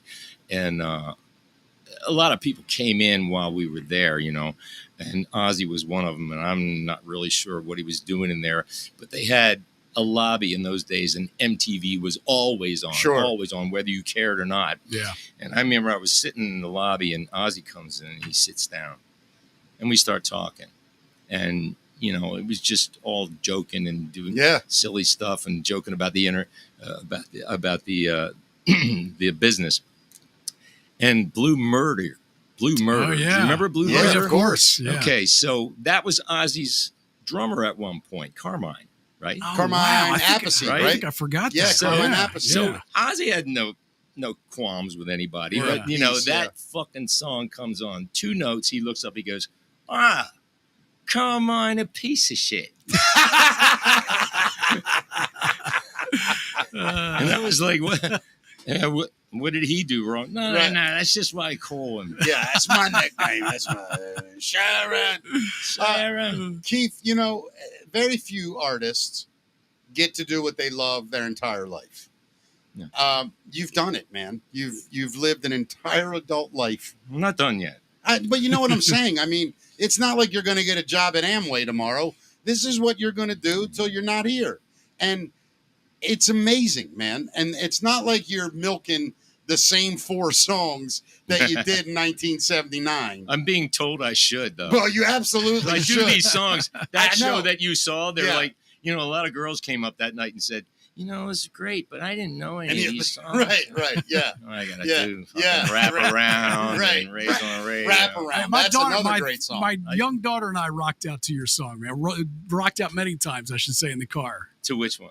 To Race on the Radio. Oh, Race on the Radio. Wrap around. That's a phenomenal song, but you hate it, don't you? Huh? You hate that song. I do not. Yes, you I do not. You're full of shit. You do too. No, I'm going to tell you the story that All you right. want. Okay. You want Yes. this story. Yeah, go ahead. Mr. Reporter. Yes, You want go this ahead. story. Mr. Reporter. Because I'm writing this book. I don't so know whether to say all this- fuck you or thank you. I've never been called a reporter before. Come on, That's man. You're amazing. an interviewer. Go ahead, buddy. I'm kidding. No, I'm writing my memoirs right now, which is great because I've got all this shit right in the front. You know? Yeah. So when the Ravens, nobody knows this. This will be in the book. Well, they will know it now. Yeah. because you're It's another internationally thing famous. we're breaking. Yeah. We Yeah. we broke Ed Hale running for governor, and an excerpt. We really did. It's We true. broke Ed Hale Yeah. running for. He Ed announced announced it it here. on this show. It's right up there with This Ed is Hale. way fucking cooler than Ed Hale running for governor. So go ahead. So you're writing that. Anyway, so we get the deal. Yeah. So we get the deal on Raised on the Radio, obviously, because that had already been Sure. in the soundtrack. So we compile a list of all of our songs that we have, and we have like 30, maybe even 40. Real quick, at And this point, was that Lee, you, Rob, Timmy, and Dave? And Dave. That was that. So the original Yeah, Ravens. yeah. Got it. So we go. It wasn't until we really got out to LA, I think, and we had chosen Peter Coleman as our producer, and they were really looking at the songs and listening to the songs, and I think it was understood that because Rob had written "Raised on Yeah. the Radio," this beautiful song, Sure. that he was the songwriter. Right. So I was the secondary guy. Got it. And meanwhile, if you saw the Ravens in the old days, like we shared the stage. I We always thought you guys shared. wrote it together until it was today. like the Cars, like Yeah. So suddenly, the first list that he made of all the songs that we should record, I had one song, Wow. and it was probably Physical Attraction. Yeah. So I was heartbroken. I'd I imagine, was man. devastated Of course. because this is our big break. We're in our Yeah. 20s. This is the Now first you feel like record you're deal, in major the Rob label Fahey deal, band, right? and I was going to be a rock star, and now Sure. I got one fucking song. Right.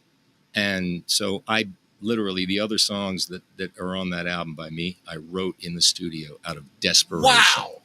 Out of desperation. I would stay after the guys would finish their tracks, and I would go in and play the piano And write a song. Yeah. and write a song. And I wrote Wraparound on there, in there. That's a phenomenal song. Yeah. And I wrote Rhythm of the Heart in there. Oh my God. I'm not kidding you. Until this day, I always thought you and Rob collaborated. No. Never but knew that. Now, Yeah. Rob came to me, and I think because I had gone to the guys and complained, yeah, you guys, you It's gotta bullshit. support Right. me. You can't- Right. And everybody was scared.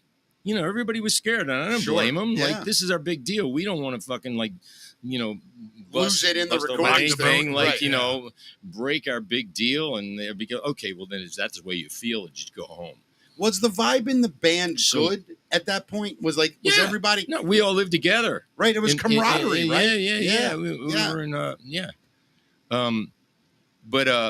and they got us an apartment together. I mean, it was Right. like the Monkees. Yeah. Yeah. Yeah. And, Only But if I YouTube remember- had been I remember- around back in that day. Oh, my You would- God. A little reality TV show for They'd you all be in guys. jail. Yeah. They'd all be in right. jail. it was great, except, but anyway, so I remember Rob coming to me and saying, I got this song. It's called Lose You.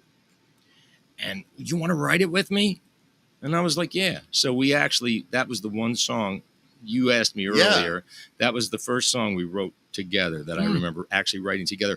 And we Wow. literally, I wrote 2 lines. He wrote 2 lines. Yeah. He sang his 2 lines. I sang my 2 lines. If you go back and listen to the record. Yeah, you hear it. And then I wrote that middle part. Yeah. I'm all choked up. Right, and yeah, don't yeah. know why.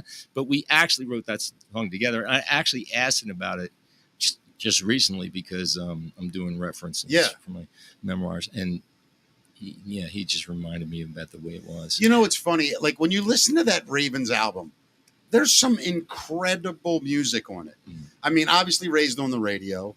Wraparound, it might be my second. It's tough. I mean, but No Regular Woman, that's a Rob song, right? Mhm. Beautiful song. I mean, but live, that's the thing that I don't think people really remember, how great you Yeah. guys are live. I mean, the harmony stuff was second to none. Thank you. I felt like real. we were a lot better live. Oh my Okay. God. Because Thank you. it's one of those albums you listen to and it's awesome, but when you're live, there's so much more energy live. And Oh, that yeah. music really comes to Well, life. the thing that made us so different from the Skinny Tie bands Yeah. was the fact that we had these two guitar players, even when Bobby was in the band. Yeah. You know, before David. That could shred. There were two guitar players that would play together and shred. Yeah. And there was no new wave bands that Nothing. were doing that Nothing. shit. Yeah. You It was all and- keyboard focused yeah, then and and that- synthesizers. And then they would come to see us live, and we were loud as shit. yeah, you guys were badass, we man. were really loud. Yeah. Are you enjoying writing the book, and what's that process like for you? Oh man, you know, sometimes it's tedious, but I just sit down.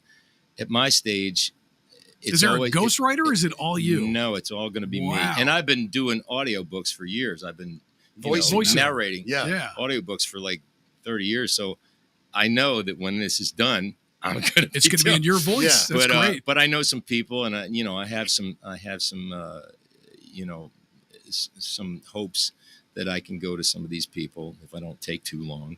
Yeah. But I mean, like you said, I've had all these different chapters. Yeah, so it's I've amazing, man. I've called up some of the writers that I read for and said, hey, how do you do this? Do you use a program? Like Right, yeah. You know, I'm getting pointers.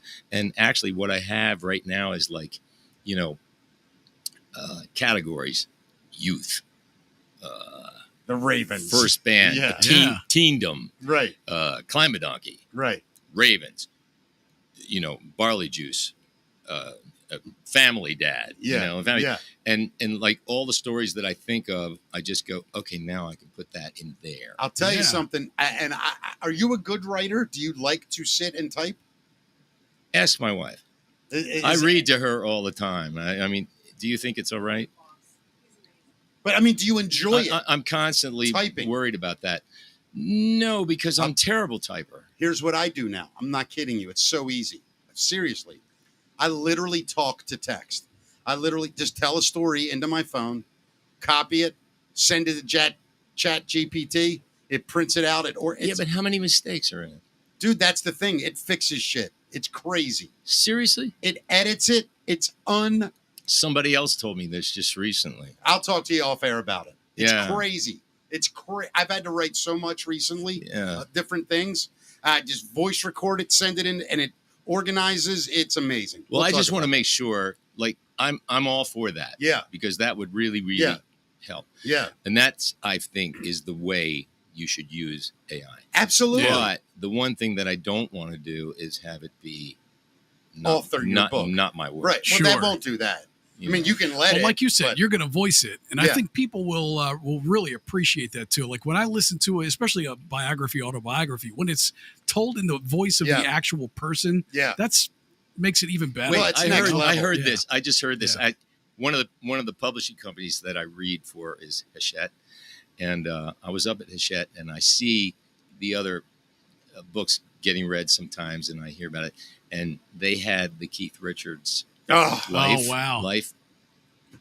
Who did the audiobook? Who did it? Was it Keith? Johnny Depp. Johnny Was it? Depp Oh, did that's- it. Yeah, I that's- did know Johnny that. fucking That's Depp. I don't And I know what's was like, better, man. Wait a minute. Yeah. God damn it. You're Yeah. so lucky. That's great, man. Yeah, but you I have love to that. admit, 200 years from now, if the word rock star is gone, but it's like an old English term that Americans used to Right, say, right. when you look it up, there'll be a picture of fucking Keith Richards. Oh yeah. No one, I don't think, can you name a cooler rock star than Keith Richards Yeah. as far as swagger? He's earned it. He- He's earned it. he, to me, if I was in a band, I'd want to be Keith Richards. Some of the quotes are just legendary. Oh, and they're all really like real and They're true. just so true, Yeah. so profound. My favorite moment of, not my favorite, but I'm a huge Oasis fan. And there's a great story when Noel Gallagher finally met Keith Richards. And it was like a big deal. Noel's daughter knew his son, and they end up in the same room. And Noel goes, I'm the biggest artist in the world at the time. I'm in Oasis. But there's fucking Keith Richards, man. I'm not bigger than that. Yeah. And he walks over, and Keith looks at him and goes, "Oh, hey, what's up?" And Noel's like, "How are you, man?" And he goes, "All right, first question. Whose singer is a bigger C word, yours or mine?" And he goes like that. And Noel doesn't know what to say. So he goes, I'm afraid to answer that question. Keith goes, I'm not. Mine. But yeah, I mean the guy. He's got one of my favorite quotes. Who, Keith? Keith. Which one? And I heard him say it live, and I've heard him say it or quoted. Yeah. It's great to be here. And then he adds, it's great to be anywhere. You know, and it's true. And when you think about his life, you understand that where that's coming from. I watched a biography that he did, or documentary, and it goes back to when they first came to Chicago. Yeah. The Stones. And Keith went into those old Chicago blues bars and was the only white kid in there. And he talks about it. And he goes, and the only thing that saved me was my knowledge of those cats. Right. When I started talking about guitar, they knew I was real. Oh, yeah. Right, You know, exactly. It All those saved guys. his life, man. Yep. Yeah. Kyf Brewer, one of the coolest guys to ever do it from this town, certainly. And I'm just a big fan, man. And there's a lot of guys around town, Keith, that you may not know, but your name comes up a lot, especially with younger dudes. I'm a little bit younger than you, about 15 years to be exact. So it's like a generational thing. You were the generation ahead of me. And when we were all coming up, guys like yourself, Rob, I'm trying to think, like I could go back through my Rolodex of but for some reason, that band, the Ravens and Kicks, I give you two that crown. And I think both of you deserve it, and different bands, but just unbelievable, man. Just an incredible career, incredible shows, and you're still doing it, man. It's so badass. Like, that's the thing, man. Do you still enjoy it the same? Oh, yeah. Does it mean more in some ways at this part of your life? Yeah, it does, actually. I mean, I think the most frustrating part about it is the part about playing all these songs, because I've got 4 solo albums. I know, dude. People don't know. People know maybe 2 songs. Right. I think that's the most frustrating part, is playing a gig like you came to and having like a Ravens fan show up and go, I only knew 2 songs. Right. Or a Wolves fan show I knew up. 7 songs, I think. And I did Call the Wild by the Wolves, and I got more of a response. But I mean, my solo stuff, which Dennis, the reason that Dennis is in my band was he's a huge fan of my stuff. And Well, I I'm a was getting ready huge to tell fan you of this. his stuff. Well, And he can't believe that people don't know these songs. Well, it's so funny you say that. Dennis and I meet every now and then outside of here, and we'll just have a coffee, sit down for an hour and a half, just 2 men talking about the world. I really enjoy Dennis's company. And recently we got on a subject of heroes, and like how your heroes don't necessarily always have to be world famous. I can tell you right now, and I don't care if Dennis gets mad at me, you're his musical hero. I mean, he talks about you. He told me. Yeah, I'm dead serious. It's not bullshit, Keith. Like, the guy adores you as an artist and a songwriter. So I hope that, I know it's hard, but I hope that you're able to let that really get into your soul, man, because you have inspired a tremendous amount of talent in this town. I do appreciate that. And I'll tell you something that's perfect for this. We're playing the Barrel House this Sunday, the 27th. It's amazing. Yeah. It's a matinee. It's like 3 to 7, 6 I think. or something. Yeah. But we're doing, because I have this thing where I can't stand doing cover songs. Right. And I've done a ton of them. Yeah. And I just get sick of it. And I want to play my own stuff. And that's what I want to do for the rest of my life. Yeah. I want to play my own stuff. Right. So I said to him, can we make a deal? Like, why don't, or maybe it was his idea. Yeah. I know we both think the same way. Who cares? But it's like, I'll give you 10 of my songs to learn. You give me 10 of yours, and we'll go out and we'll just play it as an acoustic duo. And I said, yeah, that's great. And he sent me 10 of his songs, and I sent him 10 of mine, half of which he knows. Right. And I sat down a couple weeks ago to start learning his songs, and I said to Beth, I said, man, I don't think Dennis has realized like what kind of a load he's put on me, because he's a phenomenal I got to songwriter. learn all these songs They're wonderful songs. Yeah. I love them. But he said, I really want to hear what they sound like with piano because most of them don't. Yeah. And so I've been working out stuff, and then I'm thinking, like, God, do I need to do harmonies? Like, whatever. It's a lot of work. It's a lot of fucking work. And hopefully, if you come to see us Sunday, Big Is it Punch, this Sunday? It's this Sunday, the 27th, Right. at the Folsom Battleground. But anyway, so I started thinking, God, I don't think he realizes how much he gave me. And then I realized that every one of those shows, like you went to see, I dumped 30 songs on those four guys and make them do the same thing. So I'm like, shut the fuck up, Keith. Do your job. Just do your job. Is there a thing musically I don't want to say afraid of, because I don't think that would be in your wheelhouse, but skeptical of trying, but you always wanted to, a genre or a style? Skeptical? Well, like you want to try to write something in that genre, but you're like, I don't know if I should. I would like, well, I'm not scared of anything. I mean, I know the things I can't do. I got a daughter that does hip hop. Really? And she's you amazing, don't want to do that. amazing at it. But you don't really want to do fucking good. Really? And I've listened to it and I've thought, can I do this? Right. I'm gonna let her do that. Yeah. But and then all three of my daughters are performers. Wow. And they all write, and I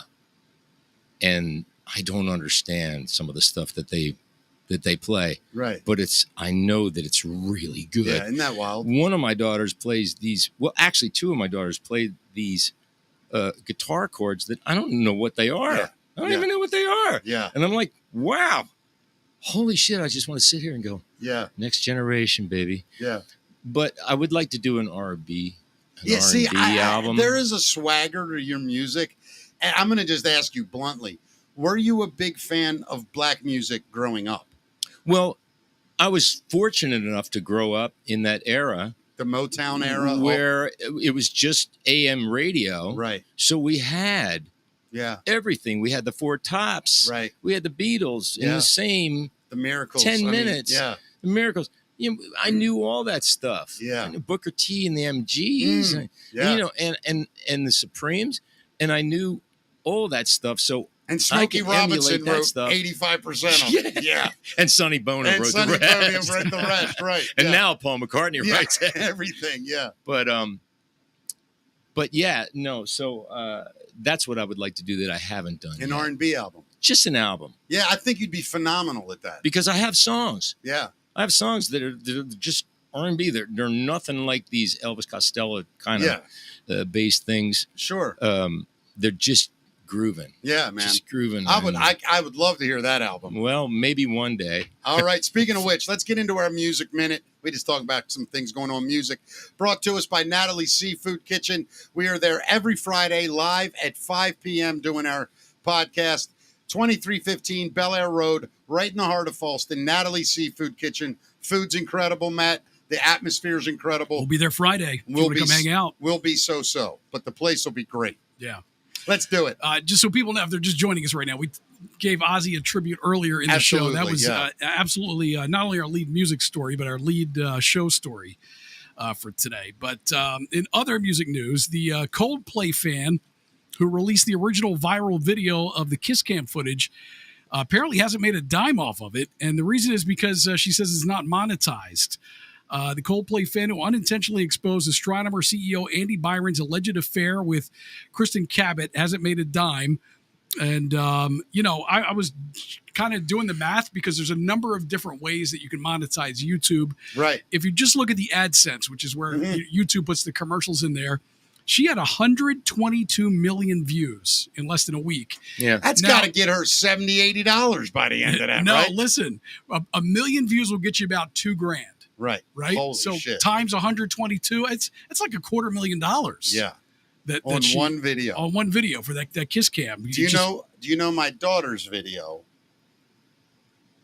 At one time, I think 4 years ago or 5 years ago, was in the top 10 most viewed YouTube videos of all time. I remember the video you're talking about. Yeah. It was at one time in the top 10. Tell people what it is. It was my daughter was 3 years old. She's now 22. She got on Ellen, right? Well, she ended up on Ellen DeGeneres' show.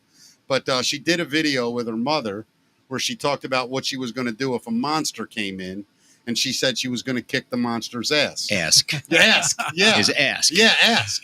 That's That was my the daughter. funniest Do you remember part. that video? Dude, Yeah. I saw it before I knew it was your daughter. Oh, really? And I heard your wife Yeah. saying, and I said, that woman's from Baltimore. That woman's from Baltimore. Yeah. And then I found out that, it was your kid, and I was like, dude, It was like it was hilarious. over. Like Yeah. I'm Right. pretty sure it's.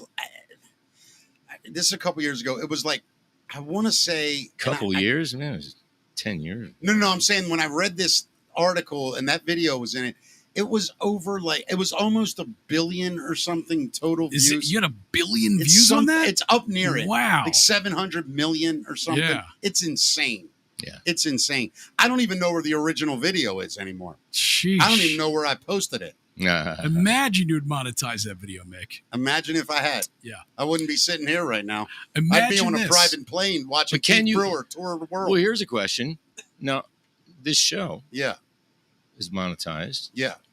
Now, can you take something like that and monetize it later? Probably. I probably could repost it and monetize it, but You'd have to repost it. Yeah, but I'd then you only get- lose what- all those Yeah, views. I mean, he'd, Right. he'd only get paid for the new views. The new on it, though. views, yeah. right. See, yeah. that's it. So I'm in your position. I don't Yeah. have something that's close to 1 billion, right. but I've got a lot of videos that I could have monetized. Yeah, Yeah. I'm the Time, same yeah. way. Yeah, man.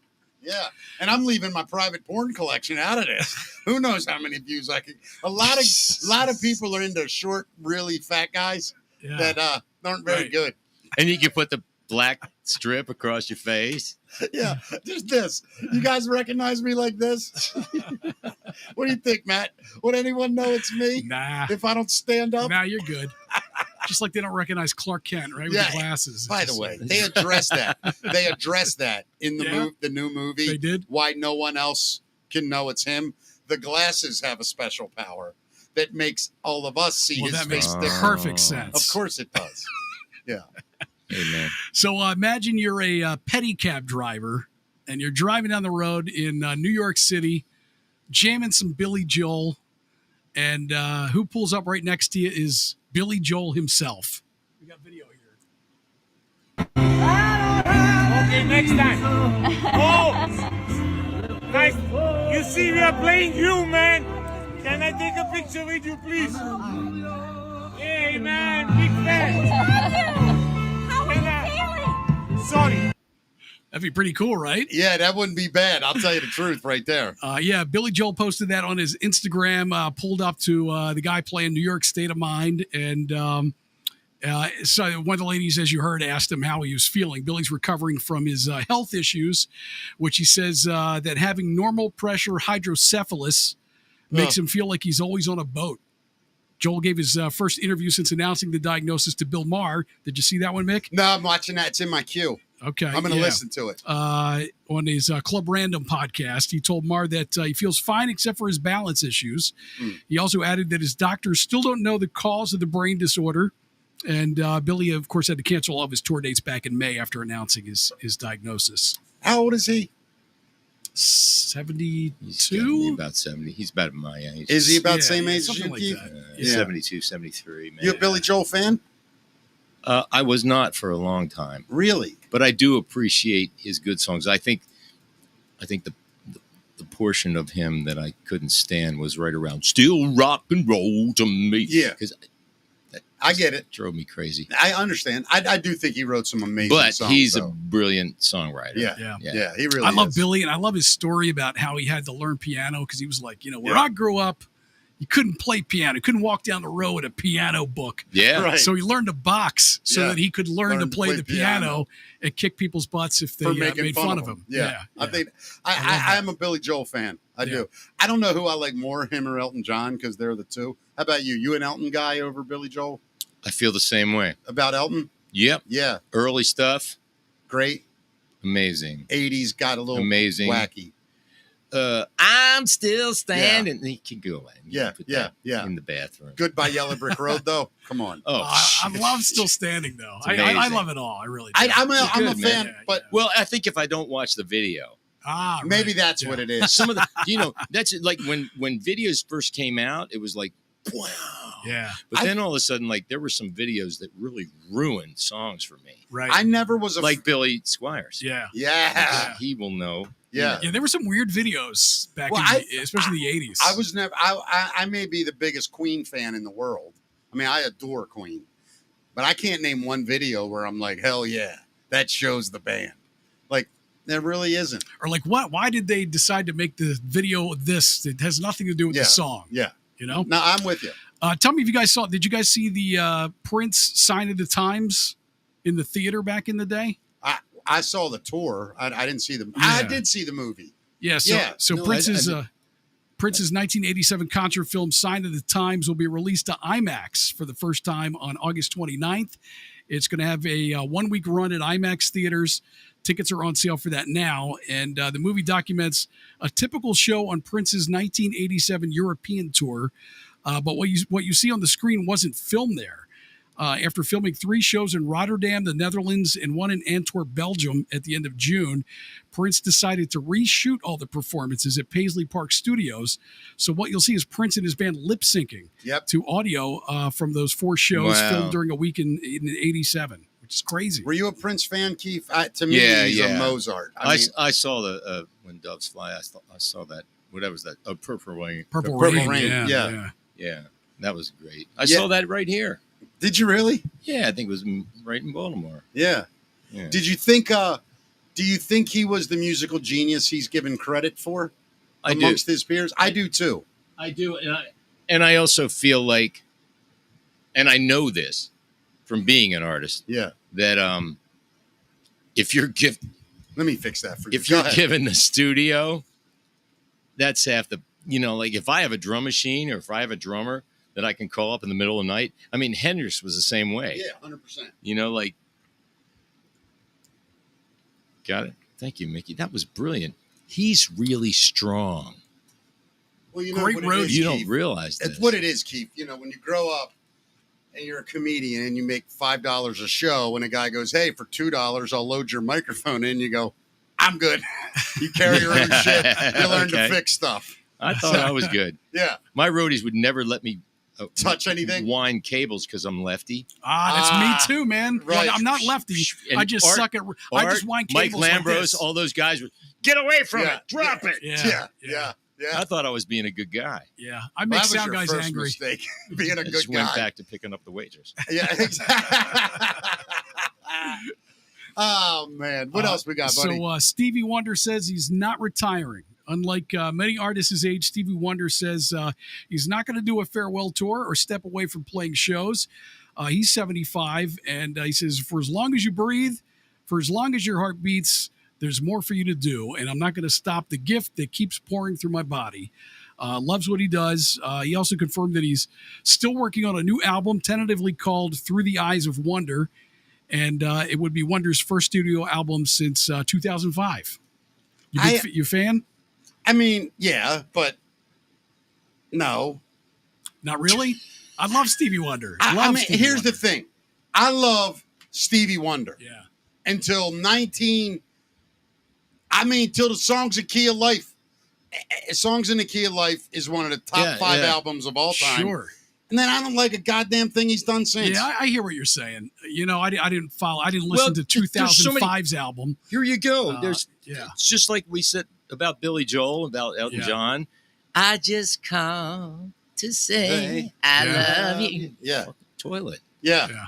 But that early shit. Oh, holy dude, Sir Duke. I wish. Yeah. I forget about it. I can't do that shit. But I respect somebody that can write a smarmy song like that. Yeah.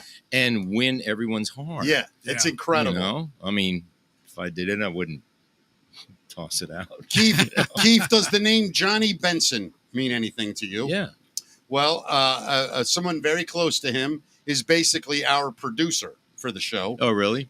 Drea, who does all our chat room stuff, wanted me to let you know that she has seen Barley Juice. She loves it, and she's very close with Johnny. And she just wanted to send some love while we were talking. Oh, well, thank you. And if you don't know, Johnny is the current fiddle player for Barley Juice. He's been with us about 3 years now. That's hilarious because the devil said my name, or what is it? So Johnny's the fiddle player in Devil Went Down to Georgia. His name's Johnny. It's a perfect way to bring this That's back, true. Yeah. right? Well, in the song. In the song, Yeah. the Devil Went Down to Georgia. Well, funny about Devil Went Down to Georgia because the night that you probably or the day that you saw Barley Juice at Looney's, yeah. I met Johnny that day. No kidding. And one of his bandmates said to me, and my fiddle player, Billy Dominic, very good friend of mine, but he's more a bluegrass guy. Yeah, sure. Great player, but he couldn't make a lot of the gigs. And Yeah. and I said, I'm looking for a fiddle player. And this guy said, Russ. Yeah. And he said, well, I can lend you mine if, if I can have him back. Has And he he said, gone yeah, back? sure. Has he gone back? And he said, no. But that was Keith totally steals his another choice. one. I actually even emailed Russ Right. and said, hey, I'm really sorry about this. Yeah, of course, man. No, But, that's awesome. that's the one thing that he said to me. He said, I said, well, is he any good? And he said, he learned Devil Went Down to Georgia in one afternoon. That's crazy. And I said, okay. He'll do. And he is. Yeah. Great player. Yeah. That's awesome. Stuff man. like that. He's a great performer, too. That's awesome. Well, she just wanted to say hi, and that she was glad she had that connection with you. Well, hi. So, Kyf, have you ever been kicked out of your own show? Has that ever happened to you ever? Kicked out of my own show? Kicked out of your own show, yeah. Why Happened would to Dylan Marlowe, country singer. He was performing at Country Jam USA in Wisconsin, and then got kicked out shortly thereafter. I got a photo of him. I have a hilarious story Getting after the this boot. one. Yeah. Yeah. He said his set went well, and then afterwards he went to watch his buddy Jake Owen perform. But apparently he was standing in a not cool place with for the security guard who told him to move, and Dylan had some choice words for him, so they ended up kicking him out. And it seems like security didn't believe him or care that he had just performed. Either way, the security guard scrunched up the back of Dylan's shirt, as you can see in the photo, and escorted him through the crowd and out of the venue. Dude, Yeah. I have the funniest. It's almost identical. Yeah. Go ahead. No, that's pretty much the whole story. It's just got to be hard getting kicked out of your own festival. Dude, so I'm doing comedy in Harrisburg, Pennsylvania. Did you ever play the Penn Harris Inn? I don't know. I Big- don't think so. They had a big showroom. Anyway, so I'm doing comedy and I'm closing the show. And to the right of the stage was like a service bar, kind of. It's where the Yeah. waitresses all went to get their stuff. Sure. So I'm standing there and I'm waiting to get called on stage. And the security guy comes over and he says to me, hey, man, you can't stand here. It's the service area. So I go, oh, okay, man, where do you want me to go? He goes, and he just literally, without thinking, I think, didn't know who I was. He goes, why don't you try your fucking seat? Oh, Just like that, right? Now I look at him like, are you shitting me? And I go, I don't have one. And he goes, well, then you shouldn't be in here. I go to say, I'm about to go on stage, and he grabs me. And I'm like, I swear to you, 4 steps, I hear the MC go, you guys ready for your headliner? And I'm like, dude, and he's pulling me through. And I'm like, dude, this is me. Like, he would not listen. We get to the lobby, yeah. and the manager goes, what the fuck are you doing to the doorman? And he goes, he was in the service bar. Told him to take his seat. And he goes, that's the fucking comic, you idiot. And like, they're calling my name. I got to go running back through. Yeah. I get on stage like, I'm sorry, guys. I just got kicked out. I apologize. Let's start the show. But I swear that Did you ever happened get to an me. apology? Yeah, huge one. Oh, yeah. that's I nice. actually got it Yeah. during the show. You know what happened to Nirvana, too? Nirvana did a listening party for like industry people, and they were there in I guess some bar or something or club where they were listening to their album, and they got into a food fight, and they got kicked out of their own. Their own Security guards listening kicked them party. out. Yeah, they were talking to people through the window. The story goes. That's hilarious. Yeah. That's great. I love it. We got anything else, buddy? That is Matt's Music Minute. Thank you, Matt. Yeah. Well, Kyf Brewer, what a day this has been, man. I love telling these stories. I want to get you back on. I know you got a million more. We could talk about so much. I know this Sunday at the Barrel House, you'll be with Dennis. Yeah. Anything going on? You have any shows coming up?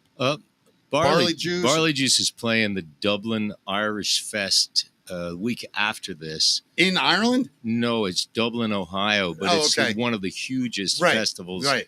in the country. And August 2nd and 3rd. Wow. Barley Juice will be there. And then we have a couple more gigs. We're doing Arkansas in October. Is there We're one doing some place people stuff. can go? Let me ask your wife. Is there one place people can go to find everything going on? Yeah. Just Google Kyf Brewer. Well, Everything will come up. Go to bands in town. It's on Kyf.com, KYF.com. There you go, Kyf.com. But you got to scroll it. I'm not really sure. But go there. I mean, hey, you know there's a weed drink now called Kyf. I know. But it's Keef. I know. I saw it the other day and I was like, God damn, Kyf can't catch a break, man. I got to check it and see if it's good as me. So I'll tell you what, I don't drink anything. I don't see if it's as good as me.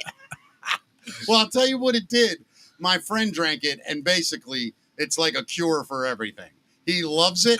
Really? Yeah. Have you done the Willie drink? No, I don't drink any. I smoke weed. No, it's not alcohol. No, I don't drink. Like, what is it? Is it weed? It's I don't. weed infused. I don't drink or eat anything. I smoke everything. Really? Yeah, I don't like the edibles and the drinks Okay. and shit. Yeah, I stopped smoking because of my Yeah, I vape. throat. Is what I do edibles now. Here's my little. Oh, that's your toy. thing. Yeah, Yeah. that makes me cough. It did for a day, and then it went away, and it's way better now. Really? Yep. Good.